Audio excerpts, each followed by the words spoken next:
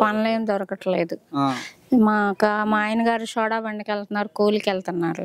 ఆ కూలి కూడా ఇవ్వట్లేదు సరిగా. మా పరిస్థితులు బాగాలేదు. అదండి. మరి ఏమన్నా పథకాలు ఇచ్చారా బాబు గారు? ఏమీ ఇవ్వలేదండి. మాకు ఎప్పుడు పథకాలే లేవండి. ఆయన గారు జగనన్న గారు ఉన్నప్పుడు పథకం లేదు, ఇప్పుడు ఏం లేదు. ఇప్పుడు కూడా పథకం ఏం లేదు. నా వయసు 50 సంవత్సరాలు అయినా ఏమి రాలే మాకు. ఎంత మటుకైతే ఏం రాలేదు. మరి దీపావళికి గ్యాస్ ఇస్తా అన్నారు కదా? అవును, 1వ తారీఖు నుంచి అమల్లోకి వస్తాయి అన్నారు. ఇంకంతేనండి.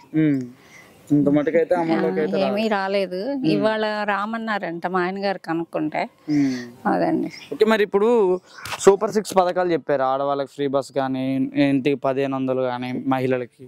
అవి ఇంకా అలాంటి అప్లికేషన్లు ఇంకా ఏమి అమల్లోకి రాలేదు అనుకుంటాగా. సూపర్ 6 ఏమి రాలేదు. ఏమి రాలేదు. జగన్ ఉన్నప్పుడు కూడా రాలేదా మీకు? అప్పుడు రాలేదు. అప్పుడు రాలేదు. మరి మొన్న వరదలకి పడ్డాయమ్మా డబ్బులు? ఒక పేరు పడిందండి, ఇంకో పేరుకి పడలేదు. ఇంకో ఇంటికి పడాలి మీది. ఓకే, మరి ఎంత పడ్డాయమ్మా? 10,000 పడినాయండి. స్కూటీకి బాగా డ్యామేజ్ అయ్యింది. ఆ స్కూటీకి కూడా 3,000 ఇస్తామన్నారు, అవి ఏమి ఇవ్వలేదు.